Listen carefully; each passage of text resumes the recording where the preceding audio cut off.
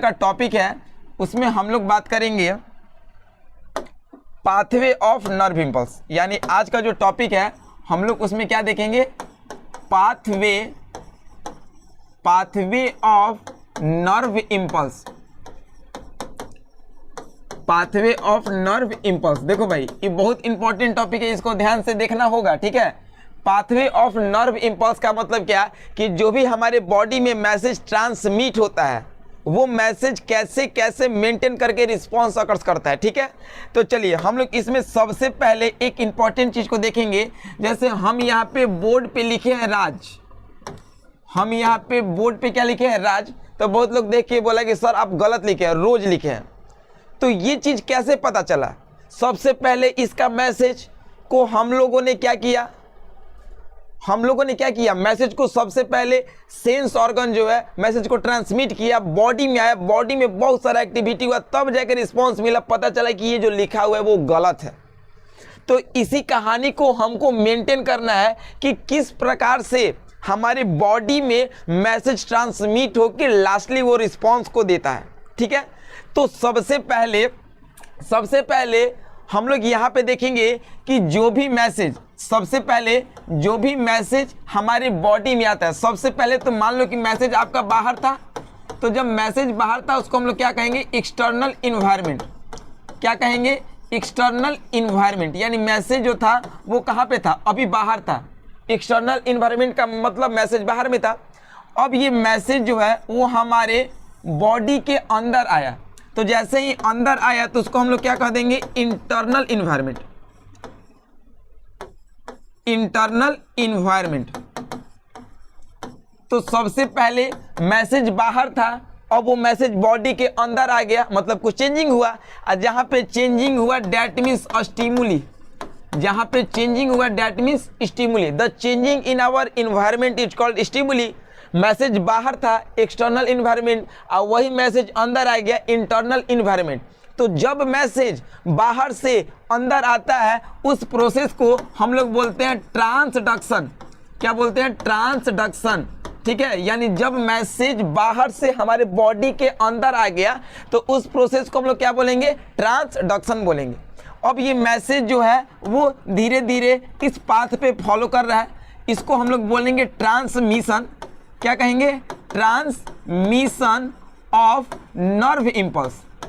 Transmission of nerve impulse यानी message जो है वो धीरे धीरे हमारी बॉडी के ओर प्रवेश कर रहा है।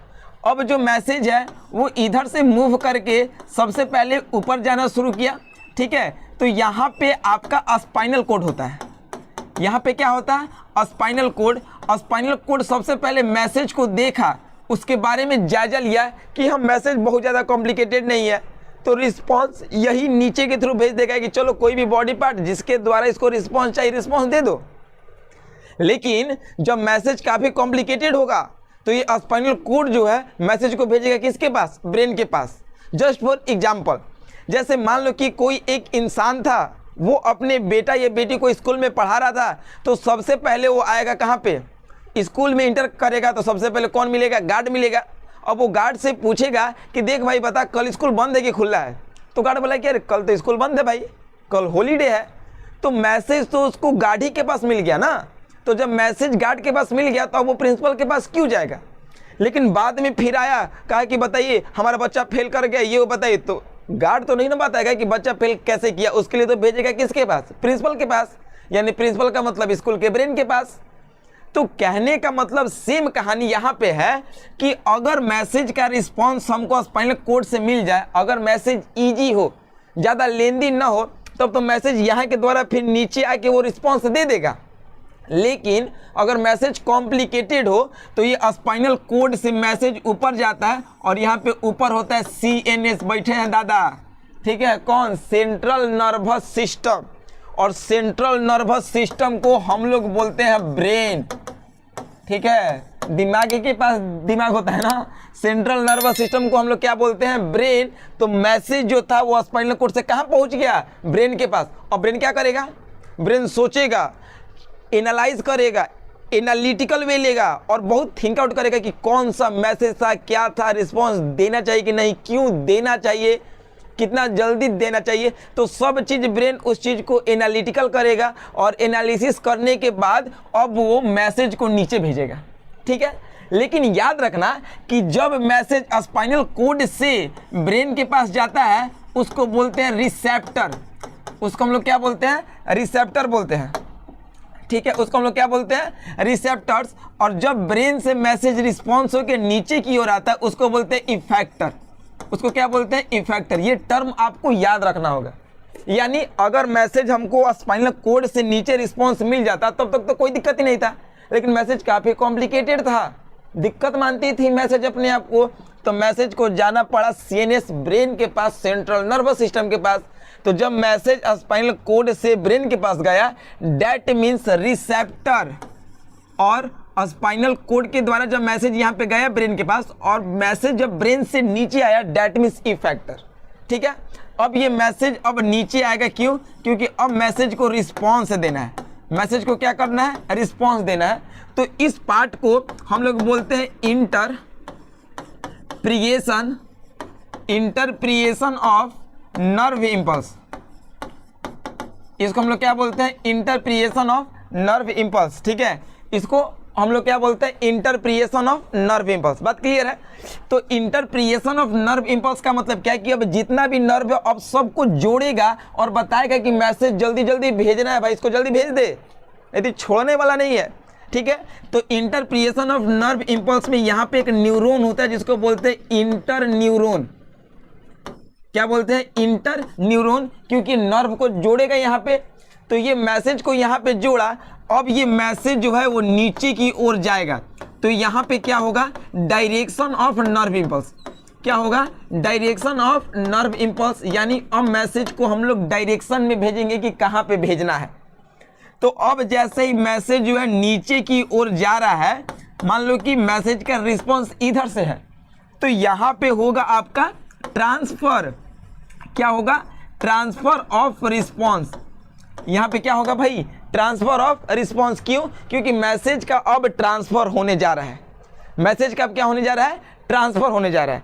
तो जैसे ही मैसेज का जो ट्रांसफर होगा तो यहाँ पे अब मैसेज आपका ट्रांसफर होगा। क्यों? क्योंकि अब मैसेज जो है वो सही रिस्पॉन्स देने जा रहा है। तो जब ये बाहर निकल गया डेट मीन्स इसी को हम लोग बोलेंगे रिस्पॉन्स। इसी को हम लोग क्या बोलेंगे? रिस्पॉन्स। और जब मैसेज बाहर निकल गया उसको बोलते हैं इफेक्टर। क्या बोलते हैं? इफेक्टर बोलते हैं। और मैसेज लास्ट तक यहीं पे है, मतलब घर से भरे निकलते हो तो गेटवा जो होता है वो लास्ट ना पोजीशन होता है। तो मैसेज मान लो कि गेटवा के पास है, तो लास्ट जब ये मैसेज यहाँ पे रहता है तो इसको बोलते हैं मोटर न्यूरॉन। इसको क्या बोलते हैं? Motor neuron. तो समझो भाई इतना सारा प्रोसेस होता है, इतना सारा हमारे बॉडी में कॉम्प्लिकेटेड प्रोसेस होता है, तब जाके आपको रिस्पॉन्स बहुत जल्दी मिलता है। तो सोच लो ना कि ये जो स्पीड है इसके सामने रिलायंस का 4G 5G सब फेल है। मतलब कितना इसका स्पीड मेंटेन है और कितना फास्ट आप बस देखिए, बोले कि नहीं सर गलत है।